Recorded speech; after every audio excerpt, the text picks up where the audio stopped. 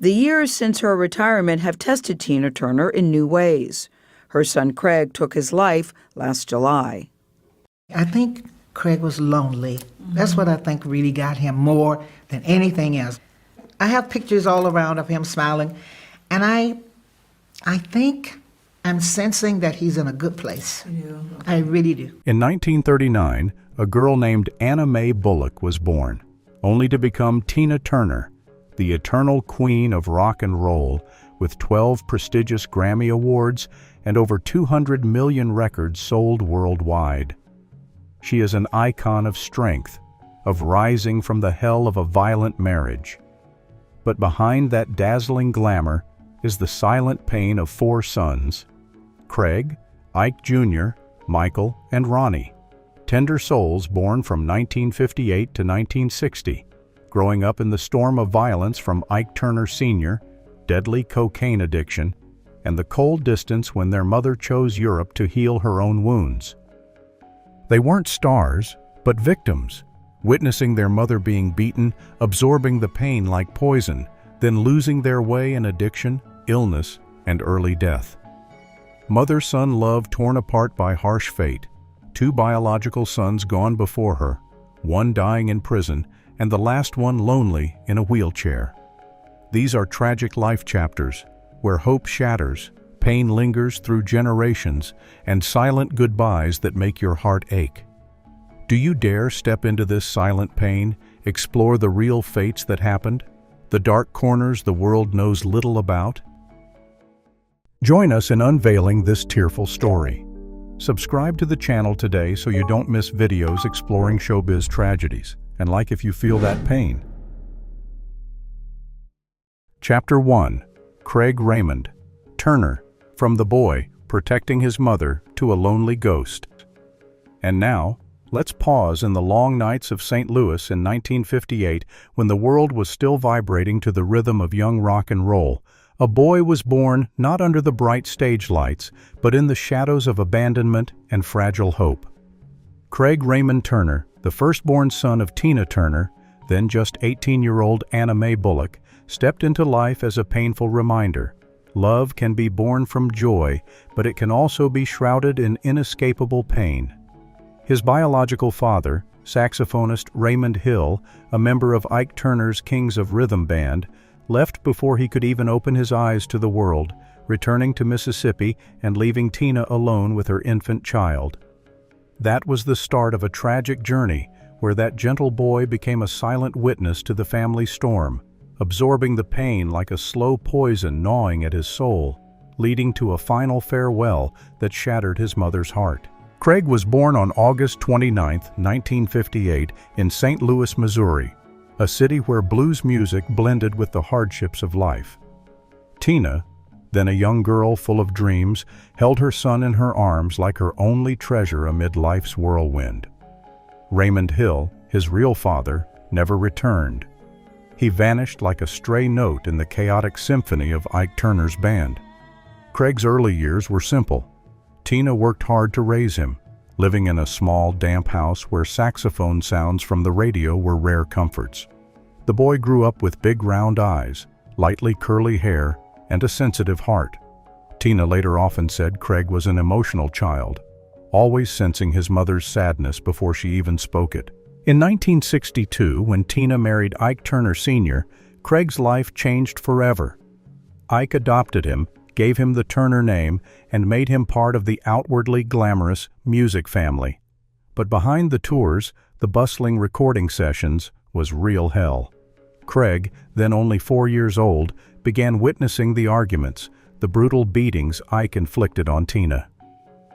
Imagine a small boy, huddled in the corner of a cheap hotel room, ear pressed to the wall, hearing the whip cracks and his mother's sobbing cries. On nights like that, Craig didn't sleep, but lay awake, silent tears falling on his pillow, wondering why the adult world was full of blood and tears.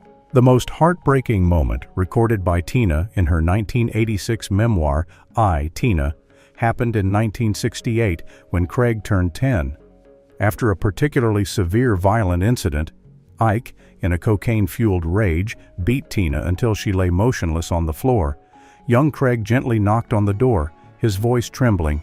"Mom, are you okay?" Those words, soft as silk but sharp as a knife, pierced Tina's heart. She recalled, "That moment changed me forever. I realized my son wasn't just witnessing the pain, but absorbing it, like a sponge soaking up water." Craig became his mother's silent protector, always watching, always worrying, but unable to do more than those small gestures. His childhood wasn't bike rides or playing ball with friends, but afternoons sitting alone in recording studios, hearing electric guitars echo mixed with arguments. By 1976, when Tina finally bravely left Ike after 14 years of marital hell, Craig was an 18-year-old teenager. He chose to join the U.S. Navy, not out of passion for the sea, but to escape the chaos. Those months on warships amid the vast ocean were the first time Craig felt fragile peace. He learned self-discipline, how to hide deep pain, but the emotional scars from childhood still quietly pursued him, like an unrelenting ghost. After completing his military service, Craig chose a path completely different from his mother's music world.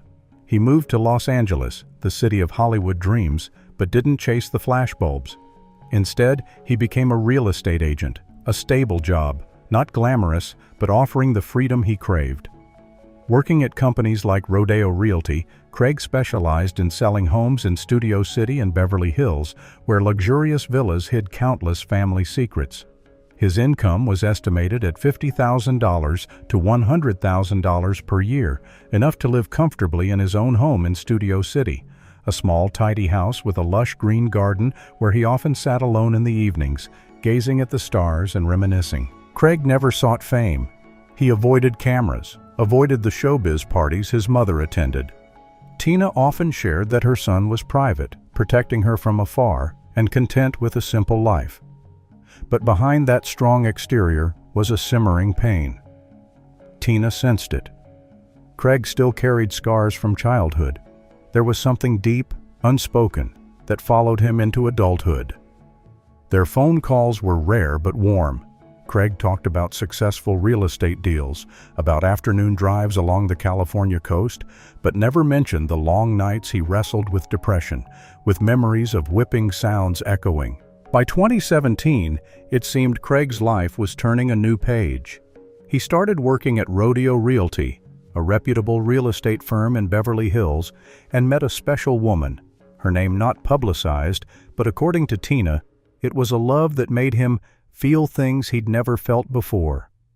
Craig excitedly told his mother, "I've never loved anyone like this. I'll introduce her to you at my 60th birthday in August." Tina was overjoyed, thinking her son had finally found true happiness.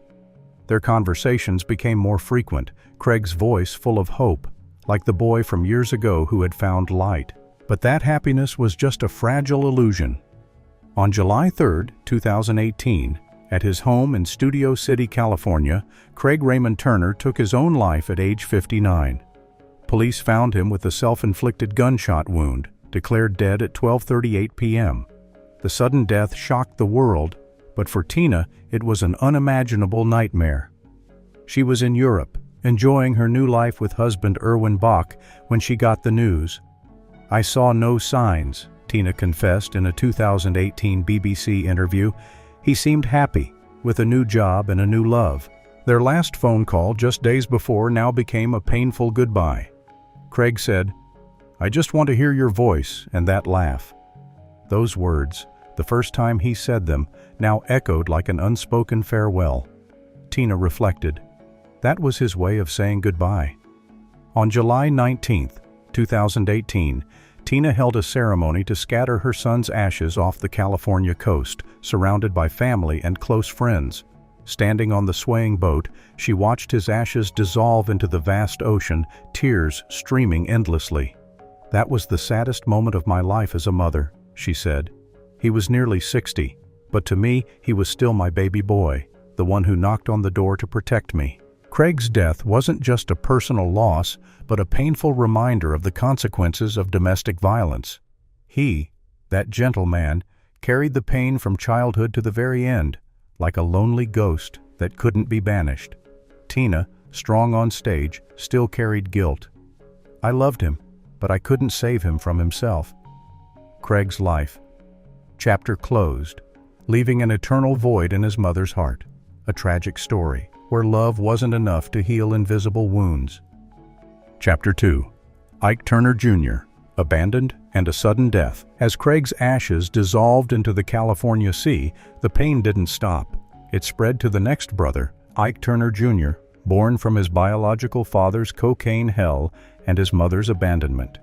The boy who once held drumsticks tenderly under neon lights, dreaming of brilliant music, but fate turned him into a discordant note. Beaten, addicted, then a sudden stroke death alone in prison. Why did a child Tina taught to play drums get stuck between a glamorous legacy and deadly shadows? Let's continue the journey, listening to Ike Jr.'s tragic ballad. In the damp streets of St. Louis in 1958, where saxophone sounds blended with the smell of cigarette smoke and cheap booze from late-night bars, a boy was born not to become a star, but to be trapped between two worlds. His father's brilliant but toxic music world, and his mother's distant but cold healing world. Ike Turner Jr., born from the brief affair between Ike Turner Sr. and Lorraine Taylor, a young woman working in the band, always in the shadows of the ex-lover, grew up like a stray note, full of talent but crushed by violence, addiction, and abandonment. Tina Turner, the stepmother who raised him from infancy, treated him like her own, teaching him drums in hopes of bringing light, but ultimately his life became a tragic ballad, from nightly practice sessions under flickering neon lights to the cocaine storm sweeping everything away, and a sudden death in a cold hospital, leaving unquenchable pain for those around him. This is a shocking life chapter, where family love is torn apart by a toxic legacy, making you shudder thinking about human fate. A boy who once held wooden drumsticks with an innocent smile, now lying motionless under cold earth, alone to the end. Ike Turner Jr. was born in October 1958 in St. Louis, Missouri, the city where blues was born from the pain of poor black people. His father, Ike Sr., was the music king at the time, with the Kings of Rhythm Band rising like a rocket. But he was also a heavy cocaine addict, often turning backstage parties into chaotic and harmful situations for his wife and children. His biological mother, Lorraine Taylor, a young beauty with a backup singing voice, gave birth to him in a cramped rented room, the smell of cigarettes mixed with baby formula. But Lorraine quickly left, leaving him to Ike Sr., and in 1960, when Tina married Ike, she adopted him at age 2. Tina, with a mother's big heart, treated Ike Jr. as her own. "She's the only mother I know," Ike Jr. later said in a 2018 People interview. She taught him drums from a young age, nightly practice in a musty studio under flickering fluorescent lights, where he had to bang the drums until his hands were tired, then pack up the kit by 10 p.m. before bed. Imagine a 5-year-old boy sitting on a stool too high for his knees, hands holding shiny wooden drumsticks, banging to the rhythm of River Deep, Mountain High that Tina was rehearsing, surrounded by drunken musicians laughing, cocaine smoke billowing like fog. But that music was just a glamorous shell hiding real struggles. Ike Jr. witnessed conflicts from childhood, arguments in tour hotels, where Ike Sr., eyes bloodshot from cocaine, had intense confrontations with Tina. The boy often hid behind curtains, heart pounding, tears rolling down his cheeks, but not daring to cry loudly for fear his father would turn on him. The characters around him were ghosts, band members like Raymond Hill, Craig's biological father, avoiding eye contact, or Lorraine Taylor, occasionally visiting but quickly vanishing into the shadows. The childhood challenges climaxed in 1976, when Tina left Ike after a major conflict in Dallas. Ike Jr., then 18, chose to support his mother as a sound engineer for her solo tours. Ike Sr., furious like a beast, confronted his son harshly with a nickel-plated .45 gun nearby. The tension like hammers, the gun clinking on the floor, echoing in the musty hotel room.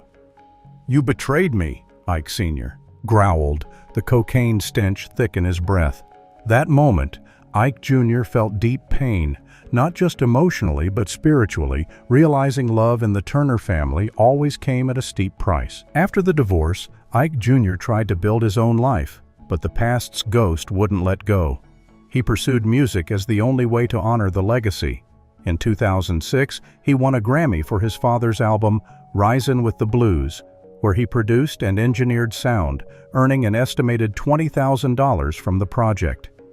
Imagine Ike Jr. in a Hollywood studio in 2005, under green and red neon lights, hands adjusting the mixer with sweat dripping, surrounded by aging musicians who once played with Ike Sr., whispering, "You look just like your dad." The shiny Grammy trophy on the table, but in his heart was mixed pain.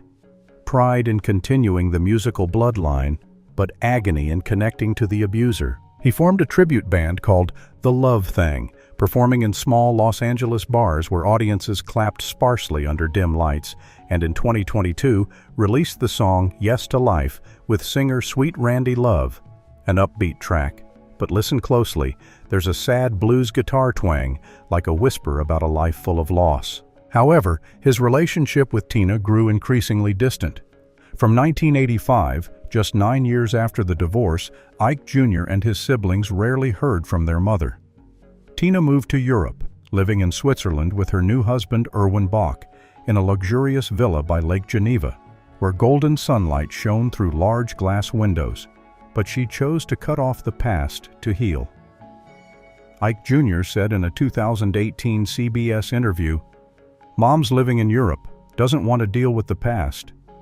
Sparse calls, he sat alone in his small Los Angeles apartment, rain falling outside the window, holding the phone but not dialing, tears rolling because of the feeling of abandonment. "I just want to honor the Turners," he whispered.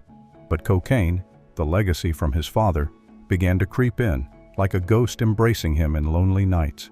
The tragedy peaked in 2023, when Ike Jr. was arrested for possessing crack cocaine in May on a dark Los Angeles street, police stopping his car late at night, rain pattering on the windshield. He tried to swallow the drugs, but was caught, sentenced to 30 days in jail, sitting in a cold cell, gray concrete walls, prisoners' shouts echoing. He thought of his mother. Ironically, he was in prison when Tina died on May 24, 2023, at age 83 in Switzerland. His niece Jacqueline Bullock, Craig's daughter, confirmed the news, but Ike Jr. only learned through the prison radio, tears streaming on the filthy jail floor. "Mom, why am I always stuck in between?" His health deteriorated from years of addiction. Ike Jr. suffered a stroke in September 2025 in his simple apartment, alone amid stacks of old records. He collapsed by the mixer table, hands still gripping the microphone, surrounded by faded family photos. Rushed to a Los Angeles hospital where machines beeped coldly, he died on October 4, 2025, from kidney failure, just 1 day after his 67th birthday. Jacqueline confirmed. He suffered from chronic illnesses for many years. That death, shockingly lonely, without his mother by his side, only the past's ghosts. Imagine Ike Jr. in his final dream, running between two paths, one leading to his mother's stage in Switzerland with closed doors, the other to drug prison, cocaine like his father's ghost embracing. "You're just like me now." And when the stroke hit, he saw his childhood self crying, "Mom, why am I always stuck in between?" The tragedy of a brilliant legacy crushed by heavy pain. So Ike Jr.'s life closed in sky-piercing pain, an unfinished blues song, reminding that family love sometimes can't overcome inherited shadows. Chapter 3. Michael Turner. Collapse after divorce. Wheelchair life in a nursing home. With Ike Jr.'s blues guitar fading in the cold hospital, we move to his biological brother, Michael Turner, the introspective boy born in 1959, growing up like an invisible ghost amid glamour and violence. Witnessing the divorce, he collapsed into the hospital, clutching his parents' photo, whispering, "Please come back," then grew into a prisoner of himself. Addiction, stroke, now alone in a wheelchair at a nursing home. Is freedom a curse when love from Tina is just distant money? Let's follow me to explore Michael's sky-high isolation wall. Michael Turner, Ike Jr.'s biological brother. Born from Ike Turner Jr. and Lorraine Taylor, the young woman who was a faint shadow in the band, always avoiding eyes when handing her child to Tina, grew up like a withdrawing soul, avoiding all light, only to sink deep into inner shadows. Tina, the stepmother who adopted him as her own, tried to hold him in long tour nights, but ultimately, Michael's life became a tragic symphony. From the introspective boy witnessing divorce hell, to the man building an isolation wall with addiction and illness, and now, at age 67 in 2026, still alone in a wheelchair at a Southern California nursing home, where cold beeping machines remind that mother-son love is sometimes just soulless wire transfers. This is a heartbreaking life chapter to the point of shock, where freedom becomes prison and loneliness devours a person. A boy who once clutched his parents' photo in the hospital, now gazing out the nursing home window, whispering to the wind, "Why am I always alone?" Michael Turner was born in 1959 in St. Louis, Missouri, the city where blues music masked the misery of broken families. His father, Ike Sr., was then building a music empire with the Kings of Rhythm Band, but their home was hell, a cramped apartment with peeling walls, cocaine and booze smells echoing from backstage parties. His biological mother, Lorraine Taylor, a young woman with a weak backup singing voice, gave birth to him in a local hospital, but quickly vanished from his life, leaving him to Ike Sr. In 1962, when Tina married Ike, she adopted Michael along with his brother Ike Jr., treating him as her own.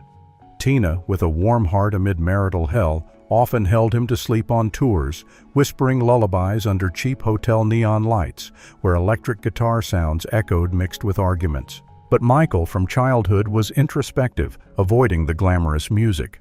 Unlike Ike Jr. holding drumsticks, Michael huddled in room corners, big round eyes observing everything without speaking.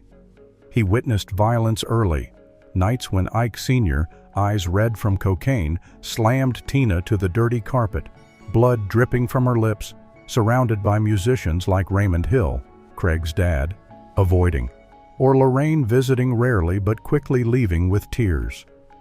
Michael sat curled behind curtains, hands clutching his shirt hem, heart pounding in fear.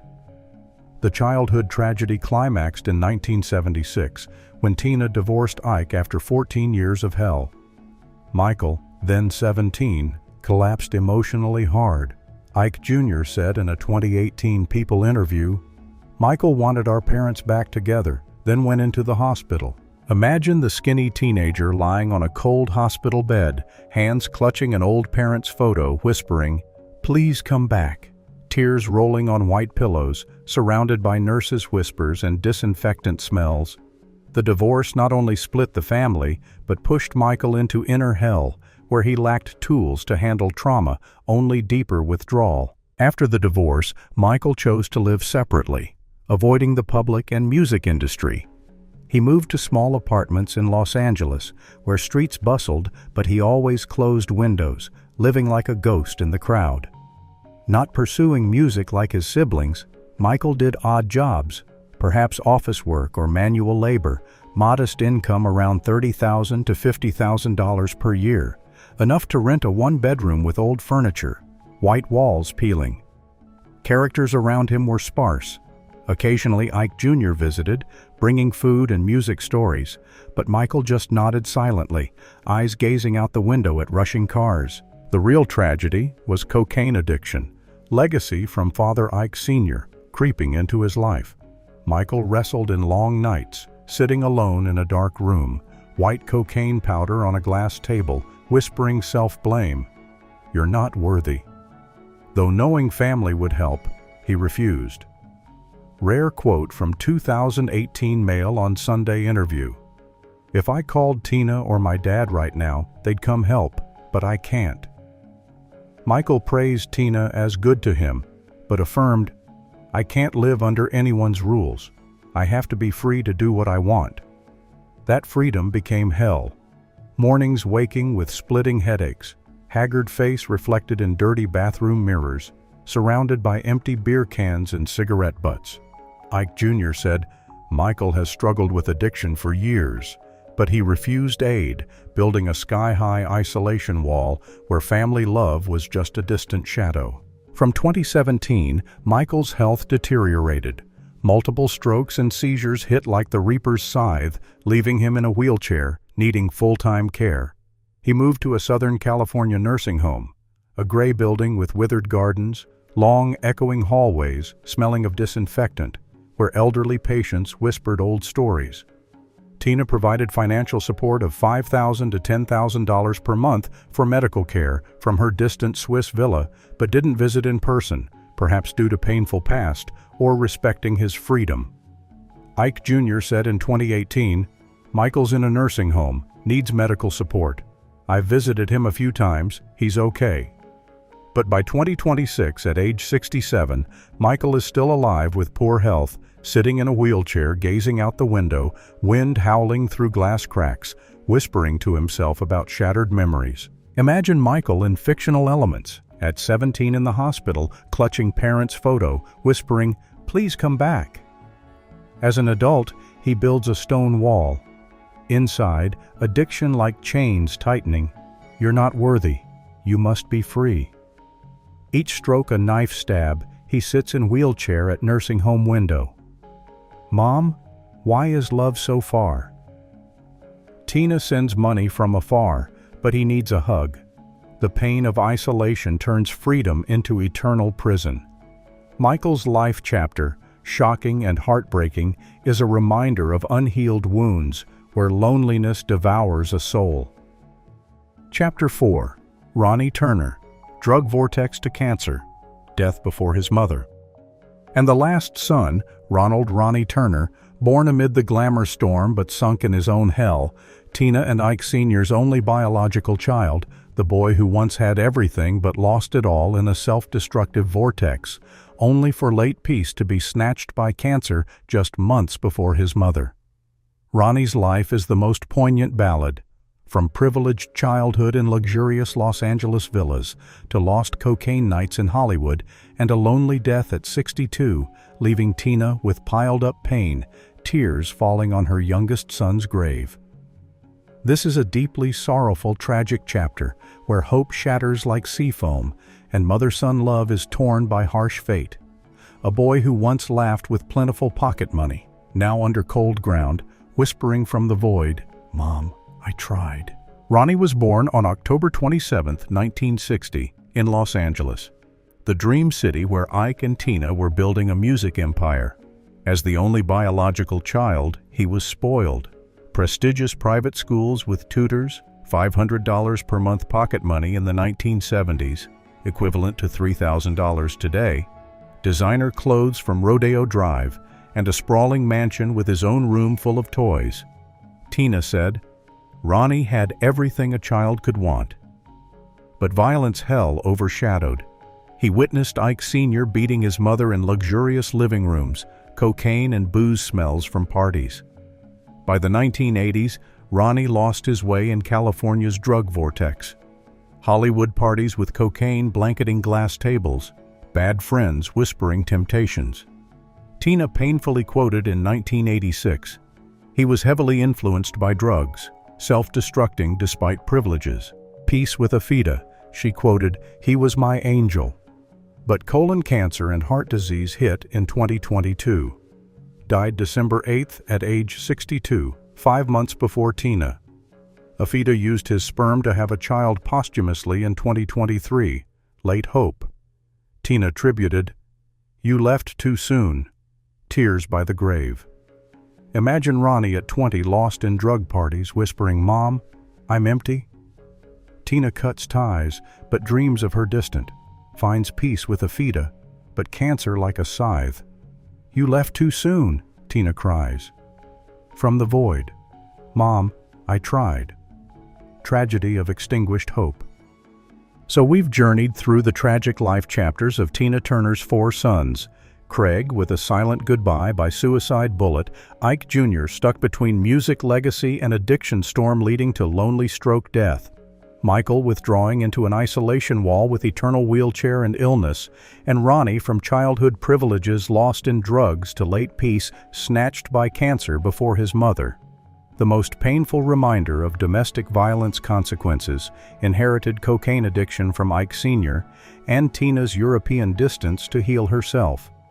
They, tender souls born from the rock and roll legend, weren't stars, but victims, witnessing their mother beaten in musty hotels, absorbing pain like poison, then lost in loneliness, self-destruction, and irreparable loss. Tina, the strong queen on stage with 12 Grammys and 200 million records, but as a mother full of guilt and sorrow. She loved her sons in her own way, cutting off the past to live, but leaving an eternal void. 2 biological sons gone before her, one dying later in prison, and the last one lonely in a wheelchair. That tragedy, full of tears and regrets, reminds us that mother-son love sometimes can't overcome harsh fate, that fame can't cover family wounds, and that hope shatters like Craig's ashes in the California sea, like Ike Jr.'s blues guitar fading, like Michael's sky-high wall, like Ronnie's peace stolen. Tina passed in 2023, but her painful legacy echoes. I loved them, but I couldn't save them from the shadows. Let this deeply sorrowful story touch your heart, reminding you to check on loved ones, fight violence and addiction. Thank you for following this tragic journey. Subscribe to the channel today so you don't miss in-depth videos on showbiz and legendary lives. Like, share if you feel that pain, and comment your thoughts.